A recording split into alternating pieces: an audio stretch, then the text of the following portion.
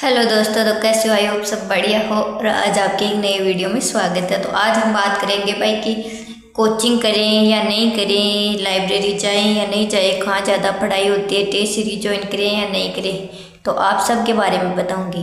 देखो, कोचिंग की बात, पहली बात है कि अगर आप बिगनर हो, आपने अभी तक जीरो भी स्टार्ट नहीं की है और आपको लग रहा है कि पॉसिबल है भाई ऑफलाइन कोचिंग, तो आप ऑफलाइन कोचिंग जा सकते हो, अन्यथा आप ऑनलाइन कोचिंग भी कर सकते हो। ऑनलाइन कोचिंग में भी आजकल बहुत अच्छा पढ़ाते तो जो ऑफलाइन में पढ़ाते हैं वही ऑनलाइन में पढ़ाते हैं। वो खुद पे डिपेंड करता है कि हम लोग कितना उसको कर पाते हैं। आजकल तो बहुत अच्छा है, आपके पास नेट है, सब कुछ है, तो आप आराम से पढ़ सकते हो, अपना रूम को आराम से कोचिंग बना सकते हो।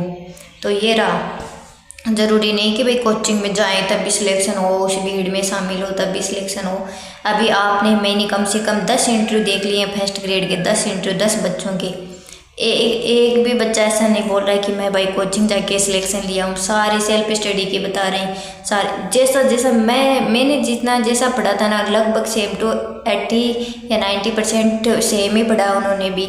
वही यूट्यूब से बेस्ट पेपर किया सब लोगों ने, वही अलग अलग टीचरों की टेस्ट सीरीज से पढ़ा है, अलग अलग मेटर से पढ़ा है। ऐसे नहीं कि भाई ये फिक्स है कुछ है, बस एक कोचिंग ले ली भाई ऑफलाइन, तो उस मतलब ऑनलाइन एक कोचिंग ले ली। जैसे मैंने ली थी एक ज्योग्राफी से कुलदीप सर की, तो उसके मैंने नोट्स बना लिए। तो इससे आपको पता चल जाता है भाई कि आपके सब्जेक्ट में क्या चीज़ें हैं क्या नहीं है। तो इसलिए आपको एक मतलब ऑनलाइन कोचिंग लो जी, ऑफलाइन कोचिंग लो, आप अपना मैटर तैयार कर लो, पूरा नोट्सों के रूप में लिख लो उसको। कोई भी किसी भी एग्ज़ाम की तैयारी कर रहे हो तो जी, आप अभी लेब असिस्टेंट की है, एलडीसी की है, अभी फर्स्ट ग्रेड की है, तो आपके पास मैटर तो आपका लिखा हुआ ही होगा ना, उसको बार बार रिवाइजन करना सब चीज़। और है ना, टेस्ट सीरीज ज्वाइन करनी चाहिए नहीं करनी चाहिए। देखो, टेस्ट सीरीज़ के बारे में क्या है कि आपको ऐसे पढ़ाई नहीं होती ना कि भाई टारगेट बनाए हुए, तो टेस्ट सीरीज़ के से आपके टारगेट पूरे हो जाते हैं। भाई आपको रहता है कि मंडे को टेस्ट है तो हमें इतना कुछ पढ़ना है, भाई इतने टॉपिक हैं, तो इस टेस्ट से हो जाते हैं वो। और टेस्ट को, जो मैंने गलती की ना वो मत करना टेस्ट के अंदर। मतलब टेस्ट में किसी भी इंसान के आप ऐसे नंबर मत देखना कि भाई ओ इसके तो इतने, जैसे मेरिट में करते थे, अभी तो मैं नहीं करती कुछ भी।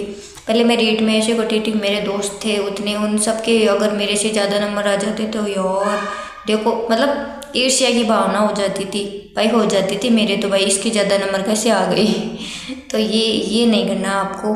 आपके जितने भी नंबर आ रहे हैं आपको क्वेश्चन निकाल लो, और वो क्वेश्चन आपको फिर आए ना तो याद होना चाहिए। आपको किसी तरीके से हो जाए, उसके ऑप्शन देख के आपको याद हो जाए, उसकी थ्योरी पढ़ के याद हो जाए, कुछ भी आपको मेन एग्जाम में आपका गलत नहीं होना चाहिए। तो टेस्ट सीरीज से ये फ़ायदा है, आप बार बार क्वेश्चनों को देखोगे ना, बार बार क्वेश्चनों को देखोगे तो आप एग्जाम में वही क्वेश्चन बार बार रिपीट होते हैं। तो मर्दा में कभी उसकी मात्रा ज़्यादा पूछ लेंगे, कभी कम पूछ लेंगे। कोई वनस्पति है तो कहाँ कौन सी पाई जाती है, कभी चेंज कर देंगे। वही पैटर्न चल रहा है, बस वही है। पहले पूछता था सत्य असत्य, आज पूछता है इसमें से कितने सत्य हैं कितने असत्य हैं। पैटर्न वही है, बस थोड़ा क्वेश्चनों की लेंथ बढ़ा दी है, थोड़ा समझ विकसित करने के लिए क्वेश्चन बना दिए। तो ये सारा है। तो आपको सबसे ज़्यादा क्वेश्चन निकालने हैं।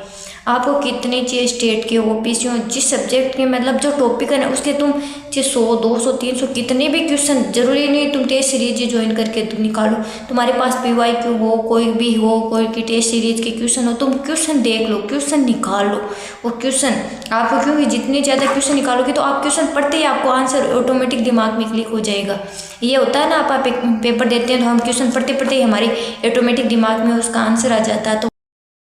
तो इस तरह पढ़ सकते हो। और आपका जीके है तो जीके को आपको 9th 10th जो किताबें चल रही है, क्योंकि एग्जामिनर सीधा वो किताब रख के ही पेपर बनाता है।